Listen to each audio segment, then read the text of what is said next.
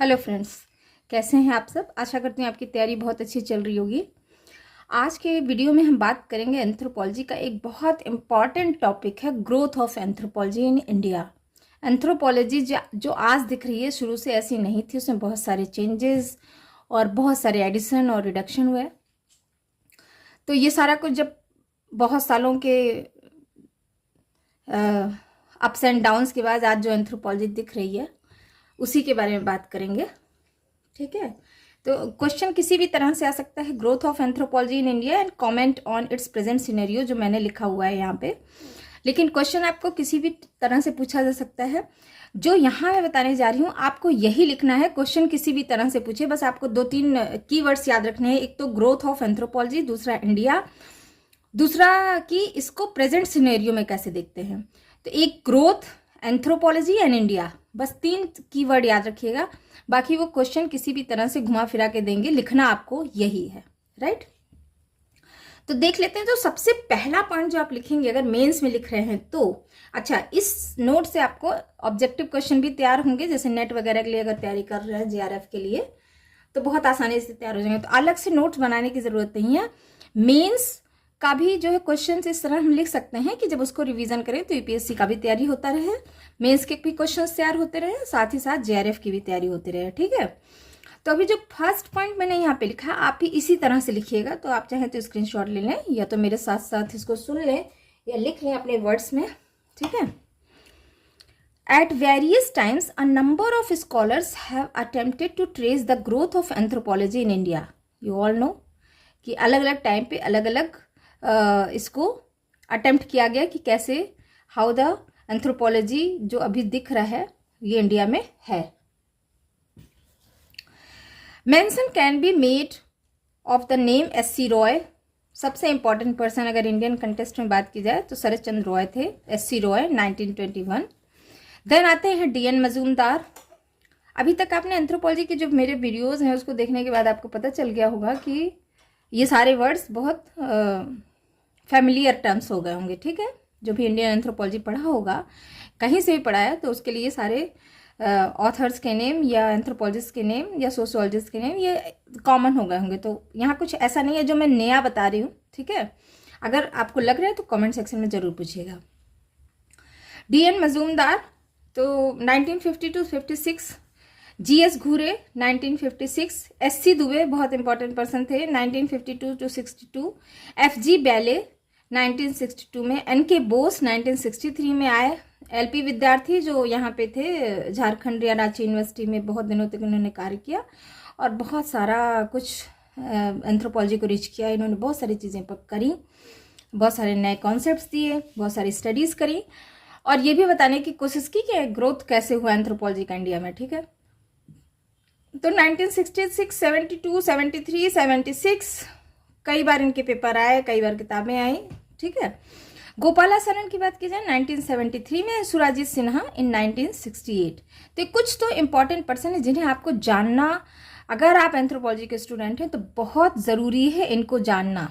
ठीक है, इनका कॉन्ट्रीब्यूशन, ये कौन थे, कहाँ से थे, इनकी मेजर पब्लिकेशंस बहुत इंपॉर्टेंट है। ठीक है, तो एक तो पहला जो आप लिखेंगे कुछ इस तरह से शुरुआत करेंगे। ठीक है, जिससे अगले के जो एग्जामिनर है उसको तुरंत पता चल जाए, you know, you aware anthropology, you aware, you have done exhaustively, आपने बहुत अच्छे से स्टडी करी है, आपने इसमें समय दिया है। तो इस तरह से जब आप लिखना शुरू करते हैं ना तो आप पे आपका इंप्रेशन बहुत अच्छा जाता है। ठीक है, देन नेक्स्ट आप लिखेंगे पॉइंट 1921। तो हम अर्लीस्ट से शुरू करते हैं। सबसे पहले 1921, तो ब्रिटिश गवर्नमेंट के टाइम से सबसे पहले SC. Roy in his journal man in India, इनका एक जर्नल पब्लिश होता था man in India, he was the first person who attempted to bring a bibliographical account of the publication on tribal and caste studies in India.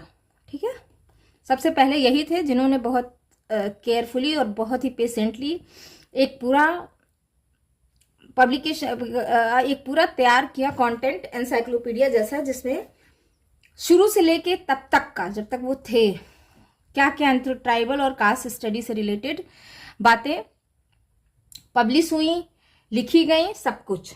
ठीक है, इन्होंने बहुत अच्छे से इसको अरेंज किया। He classified them into 3 categories. पहला था articles published in different journals and magazine, ठीक है। दूसरा था compilation of handbooks gazetteers of different reason.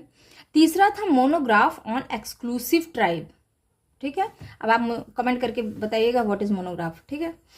Articles जो डिफरेंट जर्नल्स और मैगजीन में पब्लिश किए गए, एक तो ये चीज़ें थी। दूसरा था जो ऑफिशियल लेवल पे चीज़ें पब्लिश होती थी, गजेट्स में पब्लिश होता था अलग अलग रीजन का, उसको इन्होंने कंपाइल किया। तीसरा अलग अलग एक विशेष ट्राइब यानी पर्टिकुलर ट्राइब का पूरा जो होल लाइफ हिस्ट्री थी उसको उन्होंने लिया थर्ड कैटेगरी में, ठीक है। तो ये छोटा सा एक ब्रीफ अकाउंट आप दे दीजिएगा, बहुत डिटेल जाने की जरूरत नहीं क्योंकि बहुत सारी और चीज़ें हैं तो उसको भी लिखना है, तो अकॉर्डिंगली उसको कंसाइज करके लिखा जा रहा है। अब नेक्स्ट पर्सन आते हैं मजूमदार साहब। डीएन मजूमदार ने अपने आर्टिकल में 1956 में पब्लिश हुआ, he attempted to assess the impact of British and American influences in Indian anthropology. इन्होंने क्या किया कि इंडियन एंथ्रोपोलॉजी में जो भी ब्रिटिश एंड अमेरिकन इन्फ्लुएंसेस थे उनका क्या इम्पैक्ट है, इस बात को बताने की कोशिश करी अपने आर्टिकल में, ठीक है। ये कब पब्लिश हुआ था? 1956। तो ये भी बहुत इंपॉर्टेंट पेपर साबित हुआ, ठीक है। देन आते हैं एक पर्सन जीएस घुरे। इनका एक वॉल्यूम पब्लिश हुआ था जो यूनेस्को में एक्सप्लेन किया गया। इन्होंने क्या किया कि the status of anthropological and sociological teaching in different universities of country. इनका तो पूरा बुक ही आया था जो कई वॉल्यूम्स में आया और यूनेस्को में पब्लिश किया गया। इसमें इन्होंने टीचिंग जो डिफरेंट जगह पे पढ़ाई जाती थी सोशियोलॉजिकल एंड एंथ्रोपोलॉजिकल, उसका क्या स्टेटस है इस समय यूनिवर्सिटी में, सॉरी, ठीक है। कंट्री में पूरे इंडिया में जिस यूनिवर्सिटी में पढ़ाई जाती थी किस तरह से पढ़ाई जा रही है, अभी तक क्या पढ़ाया जा रहा है, क्या क्या है, ये तो इन्होंने बहुत एक्सप्लेन किया इस चीज़ को, बहुत बढ़िया। तो ये भी बहुत इंपॉर्टेंट है आपको नोट डाउन करना और बताना ग्रोथ के लिए कि कैसे एंथ्रोपोलॉजी आई। तो जीएस घुरे ने इस पेपर में बहुत अच्छे से बताया है, तो ये बहुत इंपॉर्टेंट थिंग साबित हुई। तो नेक्स्ट पॉइंट यही है। देन लिखिए आप, the patriarch of Indian anthropology के पैट्रियार्क रहे हैं doctor N K Bose, professor N K Bose. इन्होंने प्रोफेसर एन के बोस ने also attempted to review the progress of anthropology in India in 1963। इन्होंने 1963 में अटेम्प्ट किया इस बात को और एक पेपर निकाला, ठीक है। एक पेपर निकाला जो 3 सेक्शन में इनके हिसाब से था। वो था, पहला तो इन्होंने प्री हिस्टोरिक आर्कियोलॉजी के बारे में बात की, दूसरा किया फिजिकल एंथ्रोपोलॉजी के, क्योंकि ये खुद बहुत अच्छे फिजिकल एंथ्रोपोलॉजिस्ट थे। तीसरा था कल्चरल एंथ्रोपोलॉजी, ठीक है। तो इस तरह से इनका जो अपना मटेरियल था वो 3 सेक्शन में था, pre historic anthropology, physical anthropology and cultural anthropology. और इन्होंने बताया था कि इंडिया में अभी तक क्या क्या इस सेक्शन में पढ़ाया जा रहा है या पढ़ा जा रहा है या काम किया जा रहा है या काम हो चुका है, ठीक है। तो एक तो ये पॉइंट बहुत इंपॉर्टेंट है, तो आप भी इसी तरह से लिखिएगा। एक तो पहली बात ये इंपॉर्टेंट पर्सन को तुरंत लेके आइए। दूसरी बात, क्रोनोलॉजिकली थोड़ा बताने की कोशिश करिए। सबसे पहले एस सी रॉय, देन आते हैं आपके मजूमदार साहब, फिर आते हैं जीएस घुरे जो उस समय यूनेस्को में हुआ था। तो ये इंपॉर्टेंट है भाई कि भाई हाँ, नेशनली ही नहीं इंटरनेशनली भी इस चीज़ को अटेम्प्ट किया गया और लोगों ने देखा। फिर आता है 1963 में जो एन के बोस ने अटेम्प्ट किया था। इन्होंने पूरा जितना अभी तक एंथ्रोपोलॉजी था उसको रिव्यू किया और अपने आर्टिकल में या अपने पेपर में इसको लिखा, ठीक है। तो इस तरह से लिखिए। और फिर नेक्स्ट, अब आप अपने हिसाब से लिखिएगा। अब अभी तक का जितना चीज़ हुआ है उसको फेजेस में बताने की कोशिश किया जा रहा है, ठीक है। क्योंकि इससे क्या होगा, एक तरीके से हर चीज़ को रखते हैं ना हम, कि अभी तक जितनी ज़्यादा एंथ्रोपोलॉजी में रिलेटेड काम हुए उसको हम फेजेस में बात करने की कोशिश करते हैं। तो हम ही नहीं, बहुत पहले मजूमदार साहब ने किया था, तो उन्हीं के कन्वेंशन को लेके चलते हैं, ठीक है।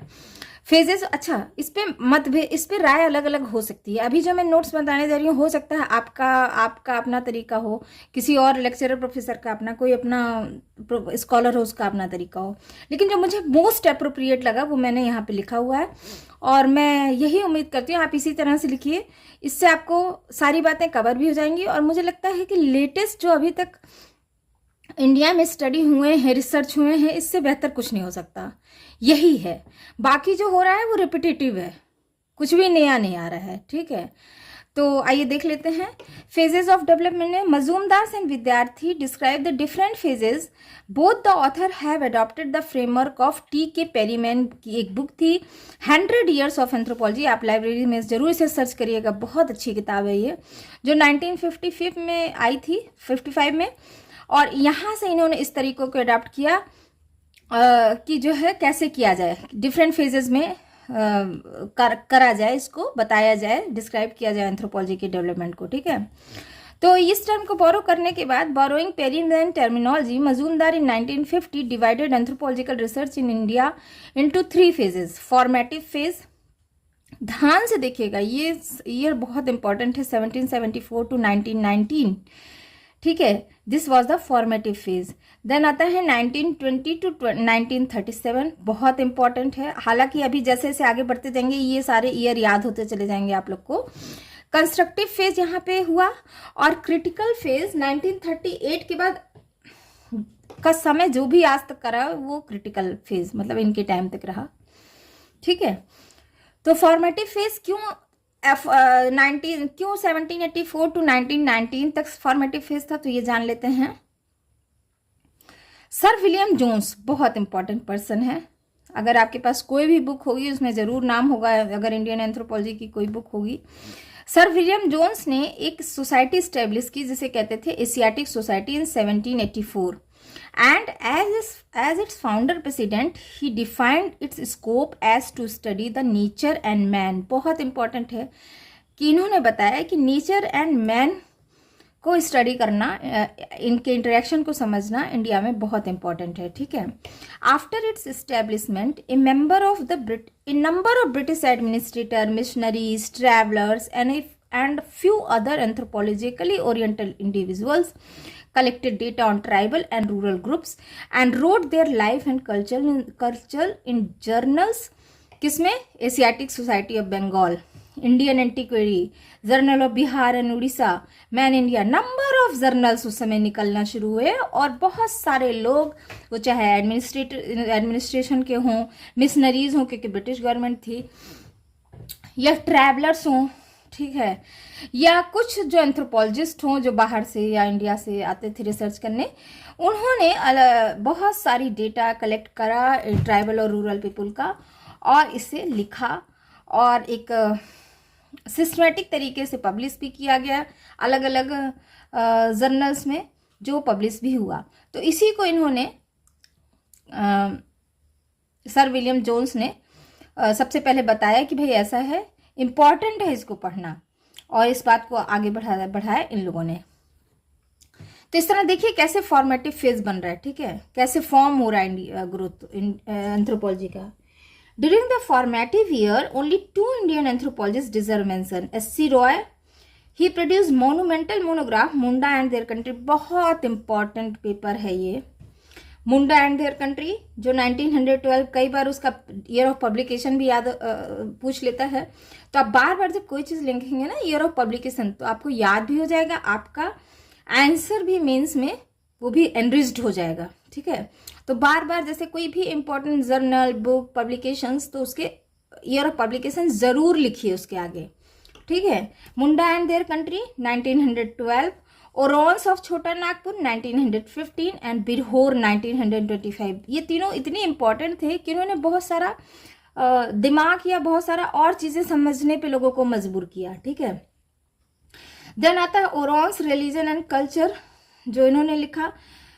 देन आता है हिल भुयास 1935 में पब्लिश हुआ, खरिया 1937, मतलब देख रहे हैं बहुत सारे मोनोग्राफ आए। Roy was the first Indian to publish a research journal of international repute, man in India, ठीक है। मैन इंडिया जो जर्नल था बहुत बहुत ज़्यादा इम्पोर्टेंट जर्नल था और ये पूरे वर्ल्ड में पढ़ा जाता था। तो मैन जो इनके बॉस थे, अरे सॉरी एस सी रॉय थे, इन्होंने ये पहले इंडियन हुए जिन्होंने मैन इन इंडिया में अपना रिसर्च पेपर पब्लिश किया। ठीक है, रॉय की बात आते हैं जो इम्पोर्टेंट पर्सन आरपी चांद। इन्होंने पब्लिश्ड हिज बुक इन 1916 में इंडो आर्यन रेस पे पब्लिश किया। तो ये लिखना मत भूलिएगा, आरपी चांद ने एक तरह से देखा तो इन्होंने फिजिकल एंथ्रोपोलॉजी को थोड़ा सा एनरिच किया। ठीक है, तो इनकी बुक आई थी 1916 में इंडो आर्यन रेस पे। ठीक है, तो आप देख रहे हैं ये कंटेम्प्रेरी थे इनके। ठीक है, Roy brought international repute to India by his selection as a member of the Council d'Honneur of the International Congress of Anthropological and Ethological Sciences।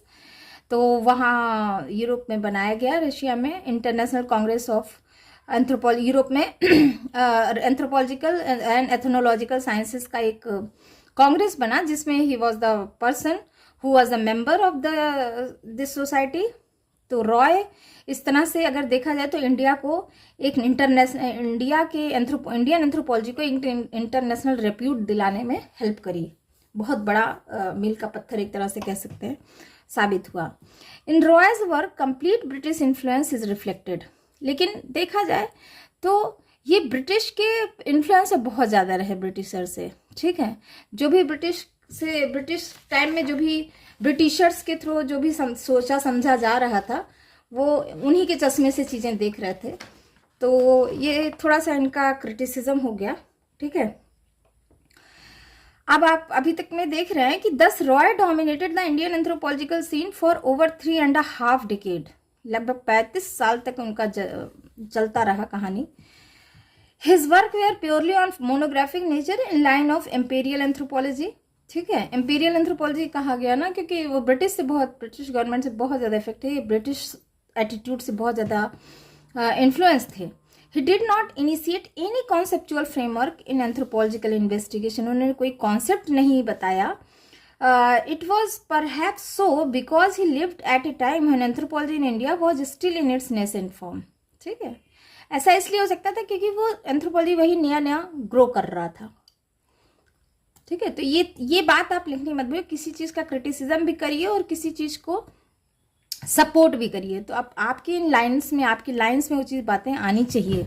तो इस तरह आपको एक मेंस का एक बहुत अच्छा सा आंसर लिखने में या आपको इंटरव्यू में बताने में हेल्प करता है। ठीक है, नेक्स्ट फेज आता है कंस्ट्रक्टिव फेज। तो आपने देखा होगा जब मोनोग्राफ था 1919 में आया था, उसके बाद का पीरियड 1920 से 49 तक कंस्ट्रक्टिव पीरियड चला। ठीक है, क्यों? Opening of department of sociology in 1919 at the Bombay university and department of anthropology in Calcutta university in 1920 are considered to be the landmark in history of development of social science in India.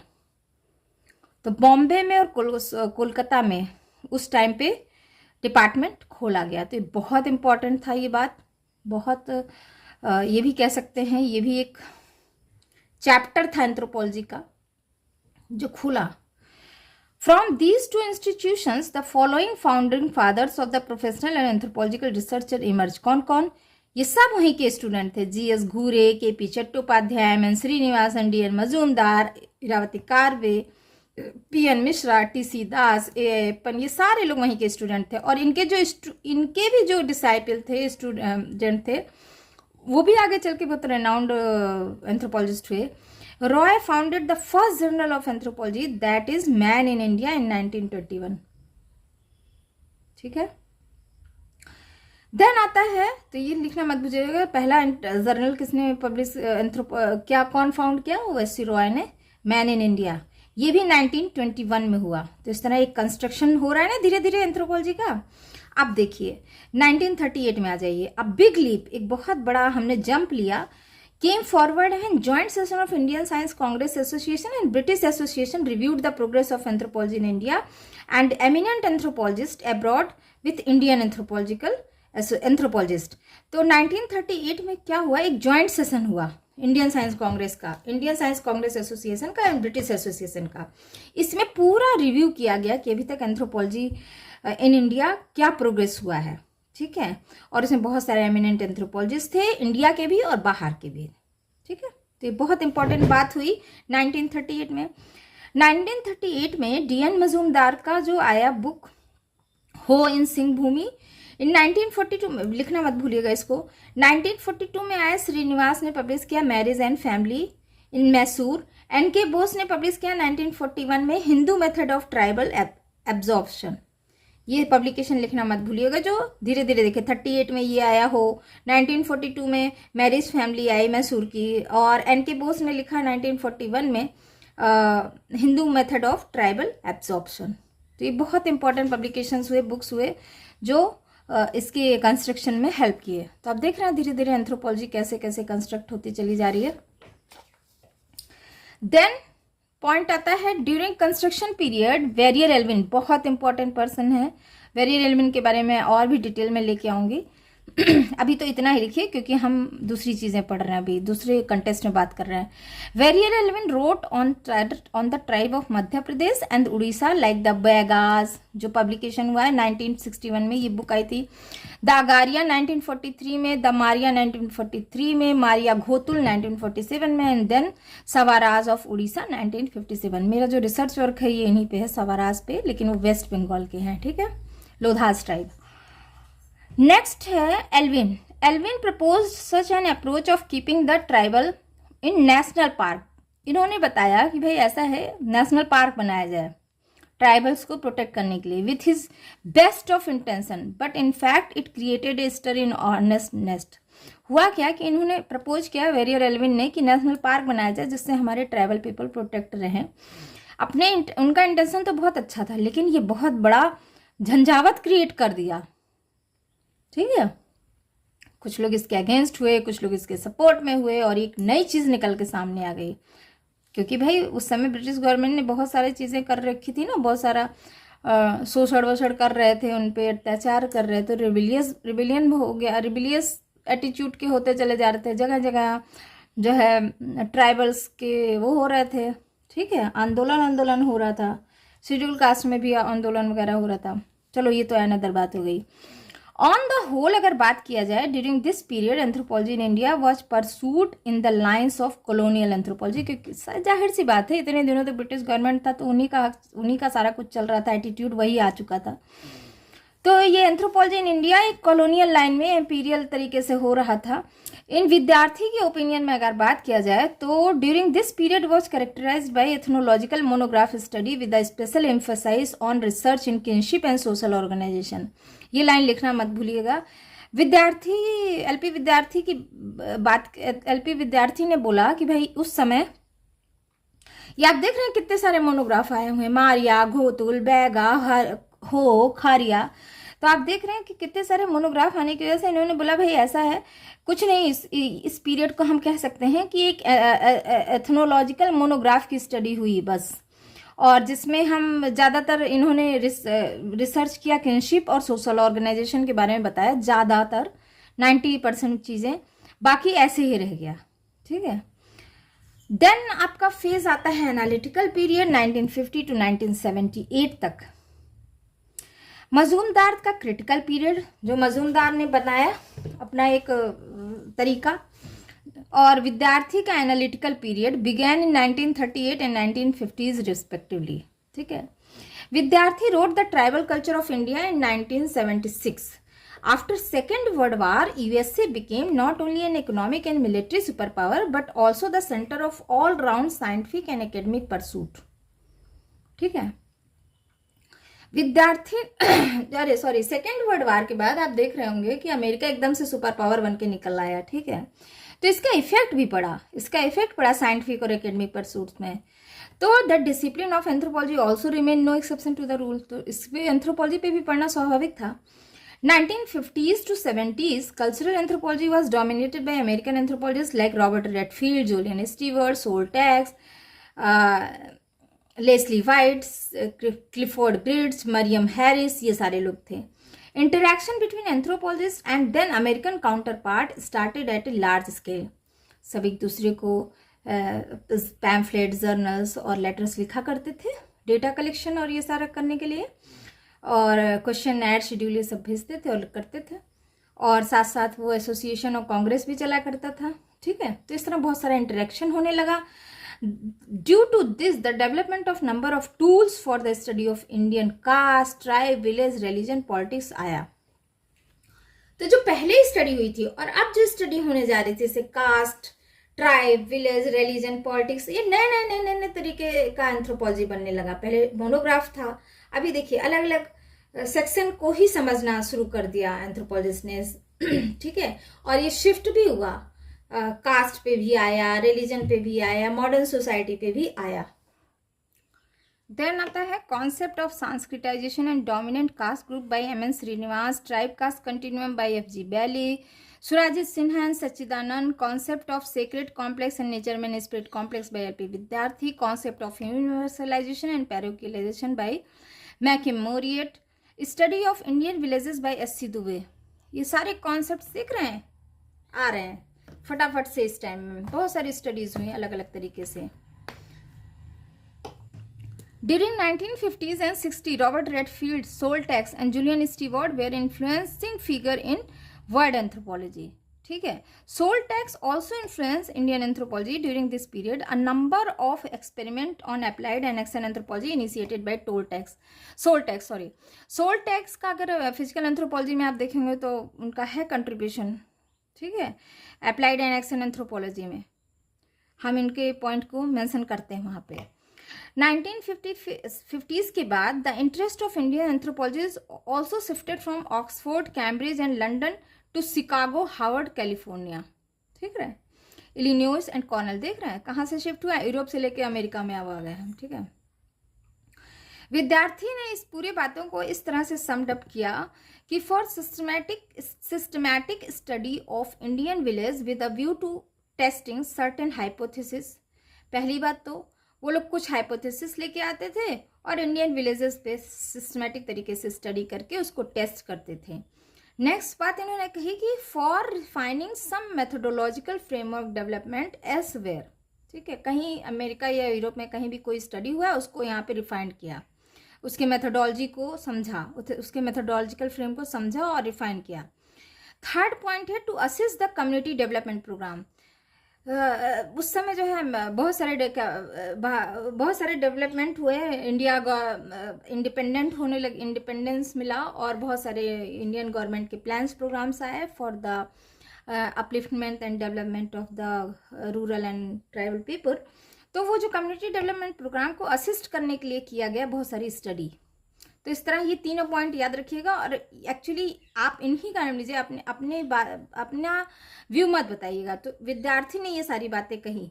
ठीक है, next point आता है not only UGC, the Indian council of social sciences research, ministry of home affairs and बाद में फिर ministry of human resource and development भी हुआ और इस्टेब्लिश हुआ और it encouraged sponsored eminent anthropologist to carry out researches in different states to promote anthropological research. तो इस तरह से फंड मिलने शुरू हुए, फिर और भी चीज़ें हुई, लोगों के और बढ़े, लोगों का क्यूरियोसिटी बढ़ा, लोगों को और जानने की इच्छा हुई, उसको और समझने की, प्लान प्रोग्राम बनाने के लिए बहुत सारी चीज़ों की लोकल लेवल पे स्टडी करनी ज़रूरी थी। तो वो सारी चीज़ें कुल मिला के हम एक इस्टेब्लिश्ड डिसिप्लिन की तरह एंथ्रोपोलॉजी को अब लेना शुरू कर चुके थे। नेक्स्ट फेज आता है क्रिटिकल पीरियड, जो 1978 के बाद का जो पीरियड रहा उसको कंसीडर कर लेते हैं एज ए क्रिटिकल पीरियड।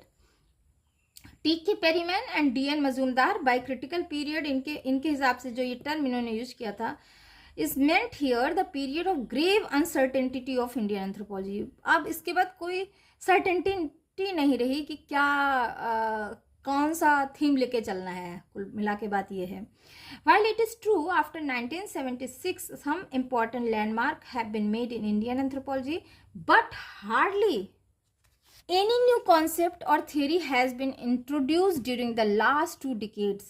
ठीक है, all the prevailing concepts such as Sanskritization, Westernization, Modernization और universalisation, parochialisation, nature man spirit complex were chiefly product of, ये आप देख रहे होंगे ये वहीं का है, एलपी विद्यार्थी के टाइम का है, ठीक है। तो इंडियन एंथ्रोपोलॉजी में ये सारा कुछ कॉन्सेप्ट उसी के बाद है, बाकी का यही चल रहा है।